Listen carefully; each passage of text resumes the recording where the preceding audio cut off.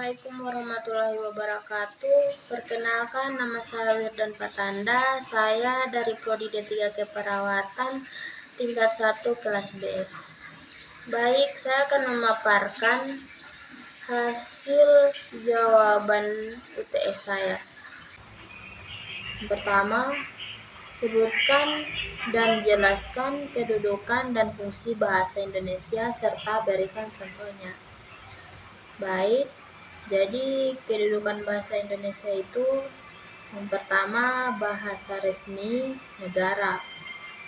Bahasa Indonesia yang bahasa resmi Publik Indonesia yang digunakan dalam pemerintahan, pendidikan, dan media. Dan yang kedua, bahasa nasional. Sebagai bahasa pemersatu, bahasa Indonesia berfungsi menghubungkan berbagai suku, budaya, dan daerah yang ada di Indonesia. Yang ketiga, bahasa pengantar di pendidikan digunakan sebagai bahasa pengantar di sekolah-sekolah dan lembaga pendidikan tinggi. Fungsi bahasa Indonesia. Yang pertama, fungsi komunikatif. Bahasa Indonesia yang digunakan untuk berkomunikasi antara individu, baik secara lisan maupun tulisan. Contohnya, seperti percakapan sehari-hari dan surat menyurat. Yang kedua, yaitu fungsi identitas. Mencerminkan identitas nasional dan kebudayaan Indonesia. Contohnya, penggunaan bahasa Indonesia dalam lagu, puisi, dan sastra. Dan yang ketiga, fungsi administratif. Digunakan dalam dokumentasi resmi, peraturan, dan kebijakan pemerintahan.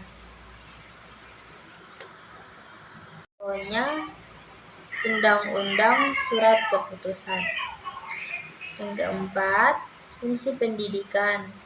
Digunakan dalam proses belajar mengajar. Contohnya seperti buku pelajaran, presentasi di kelas. Dan yang terakhir, fungsi sosial. Memperkuat hubungan sosial antar individu dalam masyarakat. Contohnya seperti penggunaan bahasa dalam acara sosial seperti pernikahan atau pertemuan komunitas. Baik, selanjut nomor 2, jelaskan pengertian ragam bahasa Indonesia dan berikan masing-masing contohnya. Jadi, ragam bahasa Indonesia merujuk pada variasi penggunaan bahasa yang disesuaikan dengan situasi, konteks, dan tujuan komunikasi. Berikut adalah beberapa ragam bahasa Indonesia beserta contohnya. Yang pertama, ragam baku digunakan dalam situasi formal dan resmi seperti di sekolah atau dalam dokumen resmi. Contohnya seperti selamat pagi Bapak atau Ibu, saya ingin mengajukan permohonan. Dan yang kedua, ragam tidak waktu.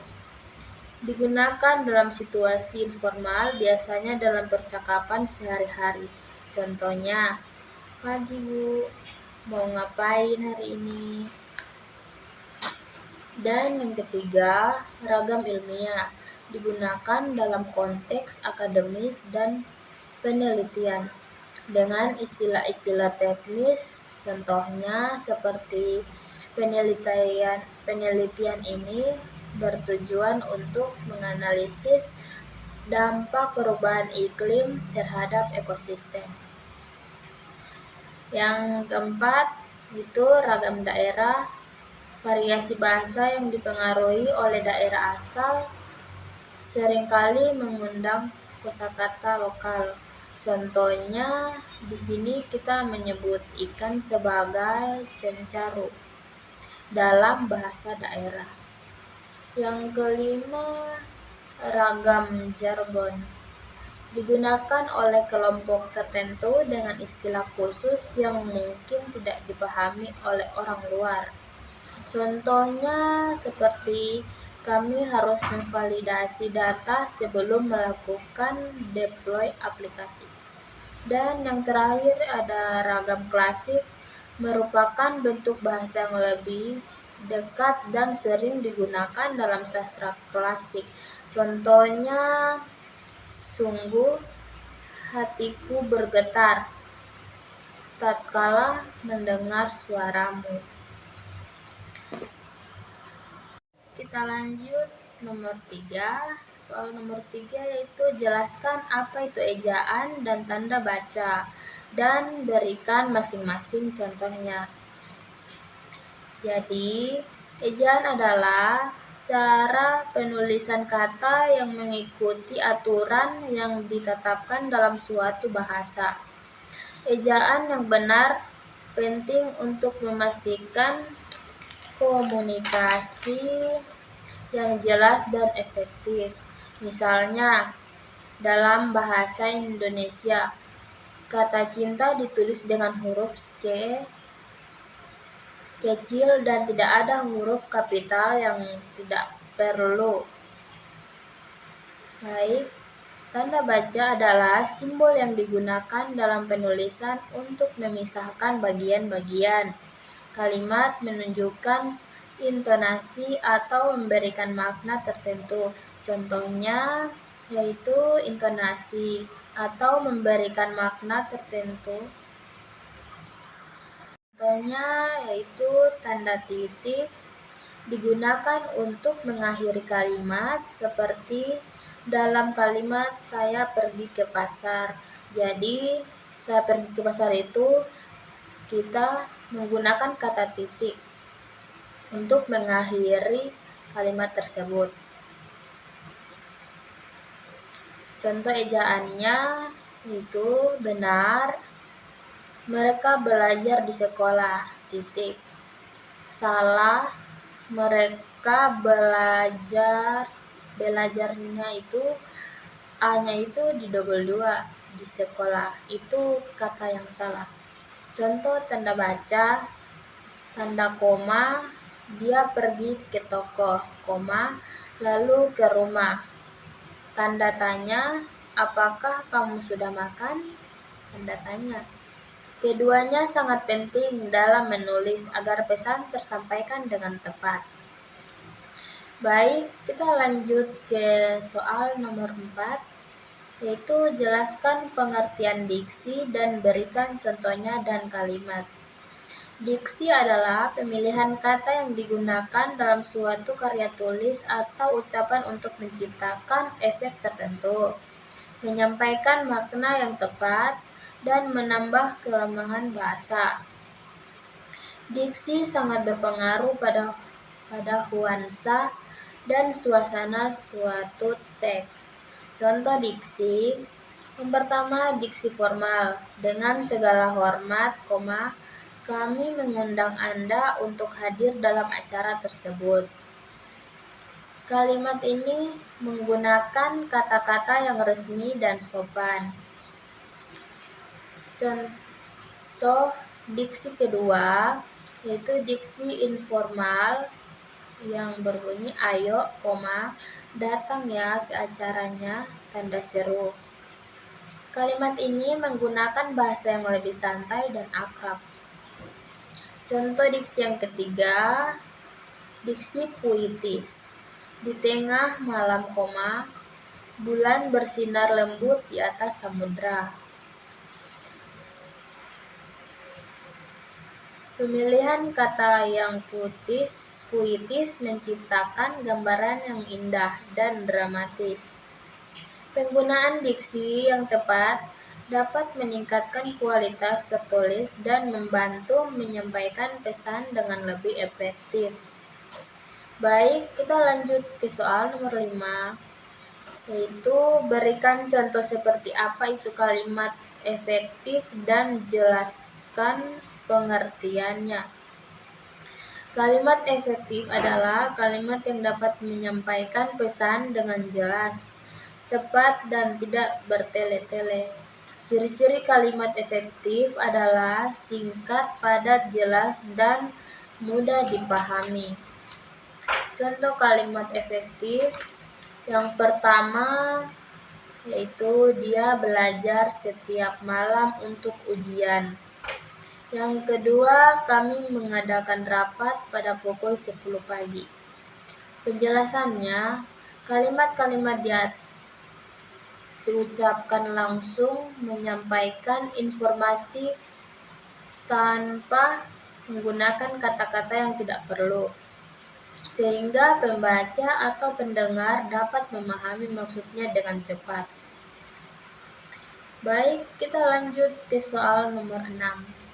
Jelaskan pengertian paragraf dan jelaskan pula pengertian paragraf deskripsi, eksposisi, narasi, argumentasi, dan persuasi. Pengertian paragraf yaitu paragraf adalah kumpulan kalimat yang saling terkait dan membahas satu ide utama. Paragraf biasanya diawali dengan kalimat topik yang menyatakan inti pembahasan, diikuti oleh kalimat penjelas yang memberikan rincian, contoh, atau argumentasi. Berikut jenis-jenis paragraf, yaitu yang pertama paragraf deskripsi. Paragraf deskripsi bertujuan untuk menggambarkan suatu objek, tempat, atau situasi dengan detail. Kalimat-kalimat dalam paragraf ini menggunakan bahasa yang menggunakan indera pembaca, sehingga pembaca dapat membayangkan dengan jelas apa yang dijelaskan. Yang kedua yaitu paragraf eksposisi. Paragraf eksposisi bertujuan untuk memberikan informasi atau penjelasan mengenai suatu topik. Biasanya paragraf ini menyajikan fakta, data, atau penjelasan yang objektif tanpa memihak. Contoh umum termasuk teks tentang ilmu pengetahuan atau proses. Yang ketiga, paragraf narasi. Paragraf narasi menyajikan sebuah cerita atau urutan peristiwa. Tujuannya adalah untuk mengisahkan pengalaman atau kejadian dan biasanya mengikuti alur cerita yang struktur atau awal, tengah, dan akhir. Narasi seringkali melibatkan karakter dan letak yang membuat cerita lebih hidup. Dan yang keempat, paragraf argumentasi. Paragraf argumentasi bertujuan untuk meyakinkan pembaca tentang suatu pendapat atau sudut pandang tertentu. Paragraf ini menyajikan argumen, bukti, dan alasan yang mendukung posisi yang diambil, serta seringkali menjawab keberatan atau argumen yang berlawanan. Yang kelima yaitu paragraf persuasi. Paragraf persuasi bertujuan untuk membujuk pembaca agar melakukan tindakan tertentu atau menerima pandangan tertentu. Selain menyajikan argumen, paragraf ini juga menciptakan emosi dan koneksi dengan pembaca untuk mendorong mereka bereaksi.